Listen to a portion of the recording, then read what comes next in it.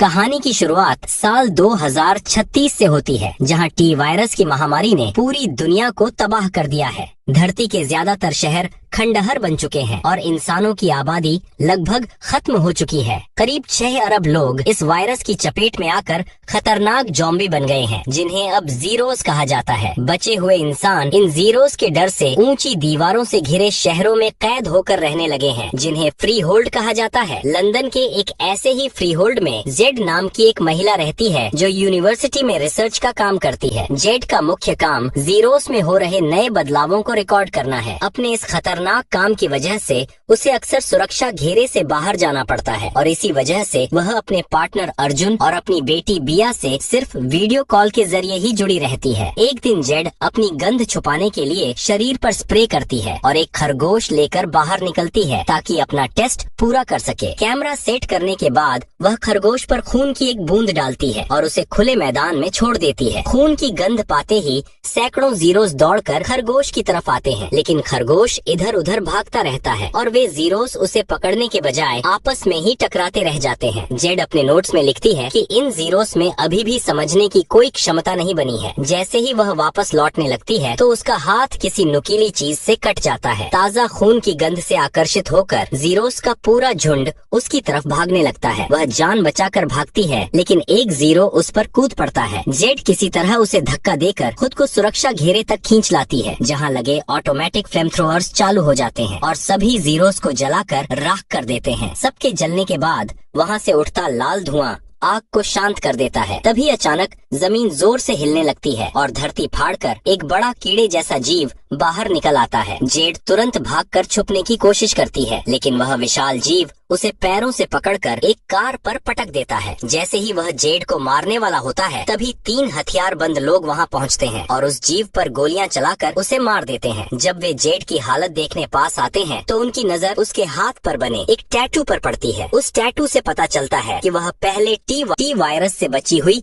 एक सर्वाइवर है। यहाँ से कहानी 14 साल पीछे साल 2022 में पहुँचती है। महामारी शुरू होने से ठीक 3 महीने पहले हाफ ट्विन बहनें जेड और बिली अपने पिता अल्बर्ट वेस्कर के साथ न्यू रैकून सिटी में शिफ्ट होती हैं। अल्बर्ट लंबे समय बाद दोबारा अम्ब्रेला कॉर्पोरेशन के बोर्ड में शामिल हुआ है। New raccoon city south Africa में बसाया गया एक प्लान शहर है, जहां रहने वाले ज्यादातर लोग अम्ब्रेला कंपनी के लिए ही काम करते हैं। दोनों बहनें इस नए शहर में आकर बिल्कुल खुश नहीं हैं। वे अक्सर अपने पिता से शिकायत करती हैं कि उनके लिए काम परिवार से ज्यादा जरूरी है। अल्बर्ट हर 2 हफ्ते में अपनी दोनों बेटियों का खून लेता है, लेकिन उसने कभी नहीं बताया कि वह ऐसा क्यों करता है। वह चुपके से माइक्रोस्कोप में उनके सैंपल देखकर नोट्स बनाता है और फिर वही खून अपने शरीर में इंजेक्ट कर लेता है। अगले दिन स्कूल में बिली अकेली बैठी होती है। तभी टैमी नाम की एक लड़की उससे बात करने आती है, लेकिन थोड़ी ही देर बाद टैमी उसका मजाक उड़ाने लगती है। गुस्से में बिली उसे गंदा इशारा करती है, जिससे चिढ़कर टैमी उस पर हमला कर देती है। दोनों लड़ने लगती हैं, लेकिन टीचर आकर उन्हें अलग कर देता है। घर जाकर जेड उसे समझाने की कोशिश करती है, लेकिन तभी उन्हें पता चलता है कि लड़ाई का वीडियो इंटरनेट पर वायरल हो चुका है और ऑडियंस बिली का मजाक उड़ा रही है। उधर अम्ब्रेला के ऑफिस में रोथ नाम का एक अधिकारी अल्बर्ट को टिजुआना में हुई एक भयानक दुर्घटना की फुटेज दिखाता है, जिसमें प्रयोग के दौरान 6 लोग घायल हुए थे और 3 मारे गए थे। अम्ब्रेला ने इस खबर को दबा दिया है, लेकिन अल्बर्ट यह देखकर डर जाता है। उसे एहसास होता है कि यह सब फिर से शुरू होने वाला है। अगले दिन स्कूल में टैमी बाथरूम में होती है कि तभी अचानक मास्क पहने कोई पीछे से उस पर हमला कर देता है। बाद में प्रिंसिपल बिली को बुलाता है, क्योंकि वह मास्क बिली के लॉकर से मिला था, जिससे सबको लगता है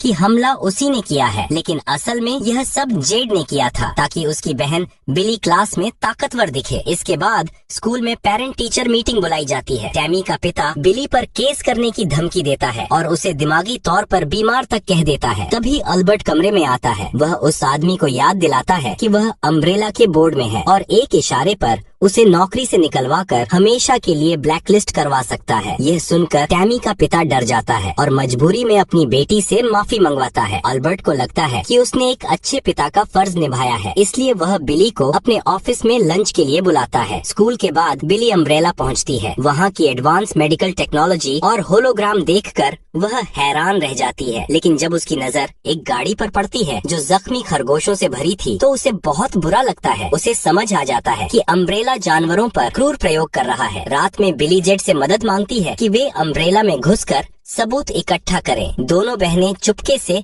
अल्बर्ट का आईडी कार्ड और सामान लेकर लैब में घुस जाती हैं। बिली जानवरों के पिंजरों को रिकॉर्ड करने लगती है, जबकि जेड कंप्यूटर में लॉगिन कर लेती है। वहाँ उसे टिजुआना वाला वीडियो मिलता है, जिसमें साफ दिखता है कि अम्ब्रेला के गार्ड आम लोगों पर गोलियां चला रहे हैं। बिली जैसे ही उस रहस्यमयी दरवाजे को खोलती है, अंदर से एक खतरनाक झोंबी कुत्ता उन पर झपटता है। वह जानवर इतना ताकतवर है कि लोहे की चीजें भी तोड़ देता है। जान बचाने के लिए दोनों बहनें जल्दी से एक मेज के नीचे छुप जाती हैं और उस जानवर के आगे निकल जाने का इंतजार करती हैं। जैसे ही मौका मिलता है, बिली दरवाजा खोलने की कोशिश करती है, लेकिन तभी वहाँ लगा होलोग्राम चालू हो जाता है। उसकी आवाज सुनकर वह डोबरमन वापस लौट आता है और मेज के नीचे छुपी दोनों बहनों को ढूंढ लेता है। किस्मत से वे दोनों किसी तरह वहाँ से भाग निकलती हैं। दौड़ते हुए वे मुख्य दरवाजे तक पहुँचती हैं, लेकिन दरवाजा लॉक होता है। तभी वह जानवर आ जाता है और सीधे बिली पर कूदकर उसे बुरी तरह काटने लगता है। यह देखकर जेड पास रखा फायर एक्सटिंग्विशर उठाती है और पूरी ताकत से उस कुत्ते के सिर पर तब तक मारती है जब तक वह मर नहीं जाता। इसके बाद जेड खून से सनी बिली को गोद में लेकर रोने लगती है। कहानी फिर वर्तमान में लौटती है। जेड की आंख फ्रीहोल्ड के मेडिकल विंग में खुलती है, जहां उसकी सारी चोटें ठीक कर दी गई हैं। वह पास पड़े डिवाइस पर खबरें देख रही होती है कि तभी फ्रीहोल्ड का लीडर टेट अंदर आता है। जेड अपने कैंप पर वापस जाना चाहती है, लेकिन टेट एक फ्लेयर दागकर उसे दिखाता है कि बाहर की दीवारें लाखों जीरो से घिरी हुई हैं। यहाँ से बाहर निकलने का सिर्फ एक तरीका है, उनका हेलीकॉप्टर। तभी एक गार्ड खबर देता है कि अम्ब्रेला का एक हेलीकॉप्टर उनकी तरफ आ रहा है। पता चलता है कि अम्ब्रेला ने सभी ओरिजिनल सर्वाइवर्स पर इनाम रखा है और जेड उनकी लिस्ट में सबसे ऊपर है। टेट जेड पर बंदूक तान लेता है, लेकिन जैसे ही हेलीकॉप्टर नीचे आता है, अम्ब्रेला का कमांडर बैक्स्टर बाहर निकलता है और बिना चेतावनी के टेट को गोली मार देता है। वह अपनी टीम को आदेश देता है कि पूरे फ्रीहोल्ड को खत्म कर दो। चारों तरफ गोलियां चलने लगती हैं और लोग मारे जाने लगते हैं। सैनिक फ्लेम थ्रोअर से पूरी बिल्डिंग में आग लगा देते हैं। जेड आग से बचते हुए भागती है, लेकिन बैक्स्टर और उसके सैनिक उसे घेर लेते हैं। बैक्स्टर कहता है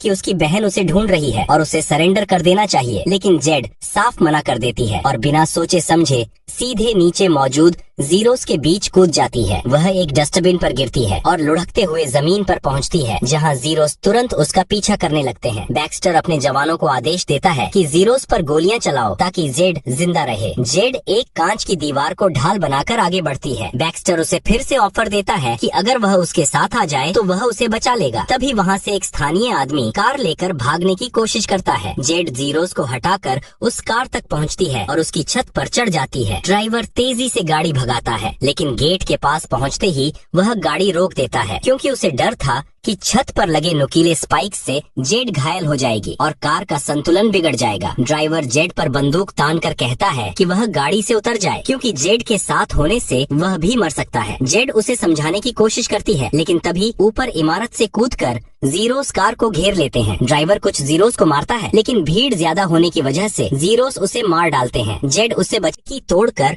ड्राइवर सीट पर बैठती है और किसी तरह गाड़ी निकालकर फ्रीहोल्ड से बाहर निकल जाती है। लंबे सफर के बाद जेड डोवर फ्रीहोल्ड पहुंचती है, जिसने हाल ही में सुरक्षा के लिए अम्ब्रेला से समझौता किया है। वहां वह मेलिंडा नाम की महिला के घर जाती है, जिसके पति बैरी ने पहले जेड की मदद की थी। बैरी घर पर नहीं है, लेकिन मेलिंडा जेड को अंदर आने देती है और अपना टैबलेट इस्तेमाल करने देती है। जेड अपने पति अर्जुन को वीडियो कॉल करती है और बताती है कि अम्ब्रेला उसके पीछे पड़ा है। अर्जुन उसे सलाह देता है कि वह कलेज पहुंच जाए, क्योंकि वह इलाका ब्रदरहुड नाम के संगठन के कब्जे में है और वहां वह सुरक्षित रहेगी। तभी जेड को बाथरूम से अजीब सी आवाजें सुनाई देती हैं। वह दरवाजा खोलती है तो देखती है कि बैरी जंजीरों से बंधा हुआ है और अब वह इंसान नहीं बल्कि एक जीरो बन चुका है। मेलिंडा रोते हुए बताती है कि बैरी को शक हो गया था कि वह संक्रमित हो चुका है, इसलिए उसने खुद को बांध लिया था। उसकी जेब में एक नोटबुक है जिसमें उन स्मगलर के कॉन्टैक्ट हैं जो जेड को कलेज पहुंचा सकते हैं। जेड अपनी सुरक्षा के लिए तैयार होकर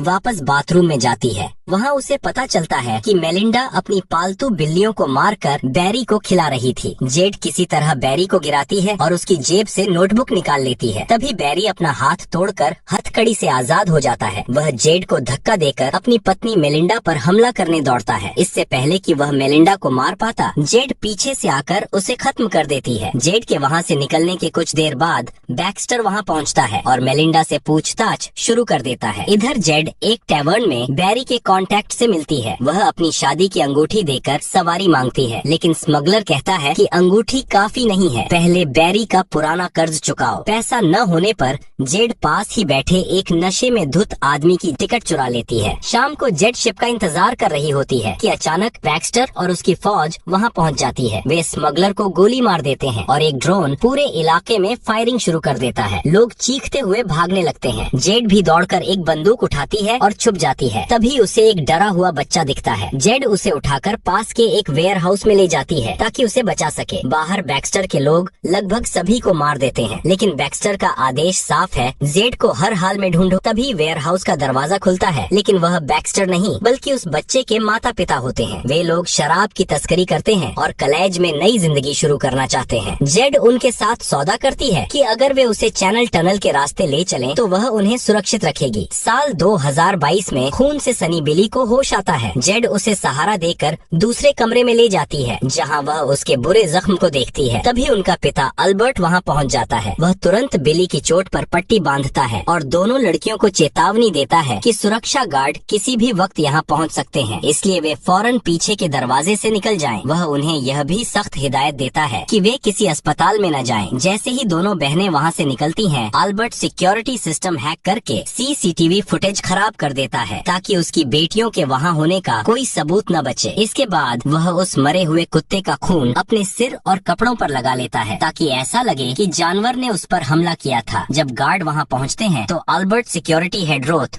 और कंपनी की सीईओ इवलिन से झूठ बोलता है कि लैब पर साइबर अटैक हुआ था, जिसकी वजह से कुत्ते का पिंजरा खुल गया। लेकिन एवलिन को उसकी बात पर शक होता है। उसे लगता है कि वह कुछ छुपा रहा है। घर पहुंचकर अल्बर्ट बिली की देखभाल करता है। वह मजबूरी में लड़कियों से झूठ बोलता है कि उस कुत्ते को एक दुर्लभ जेनेटिक बीमारी थी। वह दोनों बहनों को डराते हुए कहता है कि यह बात किसी को मत बताना। अगर अम्ब्रेला कंपनी को सच पता चला तो वे उन्हें मार देंगे। अगली सुबह अल्बर्ट बिली की आंखें चेक करता है। उसका घाव देखकर वह खुश नहीं होता। उसे समझ आ जाता है कि कुछ बहुत बड़ा खतरा है। उधर जेड इंटरनेट पर टिजुआना वाले हादसे के बारे में सर्च करती है, लेकिन वह वेबसाइट जो सच दिखाने का दावा करती है उसे इंटरनेट कंपनी ने ब्लॉक कर रखा है। स्कूल में जेड यह देखकर हैरान होती है कि उसके क्लासमेट एक कॉपी किए हुए एनीमे को लेकर इतने एक्साइटेड हैं। उसे पता चलता है कि शहर की इंटरनेट सर्विस भी अम्ब्रेला के पास है और उन्होंने हर उस वेबसाइट को ब्लॉक कर रखा है जो उनके खिलाफ हो सकती है। साइमन ही एकमात्र ऐसा छात्र है जो इस वेबसाइट को हैक कर सकता है। जेड उससे मदद मांगती है। साइमन ब्लॉक तोड़कर वह वेबसाइट खोल देता है। वहाँ एक रिपोर्ट मिलती है जिसमें लिखा होता है कि टिजुआना में एक आदमी किसी जानवर के काटने के बाद पागल हो गया था और लोगों को काटने लगा था। इसी वजह से वहाँ हिंसा फैली थी। जेड साइमन के लैपटॉप से वेबसाइट के एडमिन को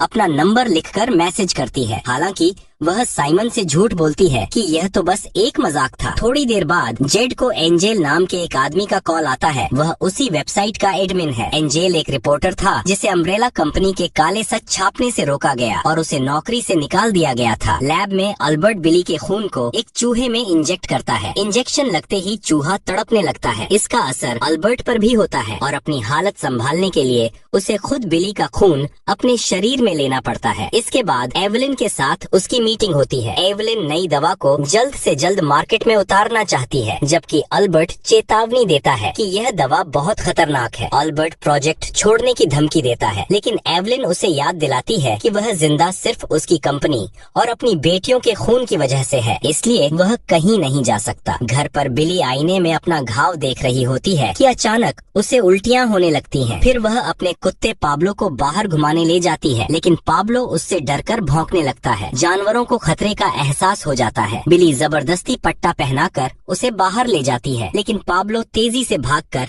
आजाद हो जाता है और पार्क में एक अजनबी आदमी के पास चला जाता है। जब बिली उसे लेने जाती है तो पाब्लो उस पर गुर्राने लगता है। उस आदमी को लगता है कि बिली कोई चोर है, इसलिए वह कहता है कि वह कुत्ते को शेल्टर होम ले जाएगा। बिली को अचानक बहुत तेज गुस्सा आता है। वह उस आदमी को जोर से मुक्का मारती है और पाब्लो को लेकर भाग जाती है। घर पहुँचकर जब वह बाथरूम में देखती है तो उसके मुंह से से खून निकल रहा होता है। उधर लैब में वह संक्रमित चूहा कांच तोड़कर बाहर निकल आता है। अल्बर्ट दौड़कर आता है और देखता है कि चूहा पिंजरे से गायब है। काफी खोजने के बाद वह मशीन के पीछे छुपे चूहे को पकड़ लेता है। माइक्रोस्कोप में चूहे की हालत देखकर वह अंदाजा लगाता है कि बिली के पूरी तरह पागल होने में अब सिर्फ 52 घंटे बचे हैं। जेड को साइमन से एक ईमेल मिलता है। उसमें एंजेल की वेबसाइट से डाउनलोड की हुई एक फाइल होती है जिसमें अम्ब्रेला द्वारा इंसानों पर किए गए प्रयोगों की सारी काली सच्चाई होती है। अगली सुबह बिली को बहुत चक्कर आते हैं, लेकिन फिर भी वह घर से बाहर जाने की जिद करती है। अल्बर्ट उसका घाव देखता है और हैरान रह जाता है कि घाव कुछ अजीब तरह से ठीक हो रहा है। वह उसे स्कूल जाने की इजाजत दे देता है। स्कूल में साइमन के स्केटबोर्ड की आवाज सुनकर बिली परेशान हो जाती है। वायरस की वजह से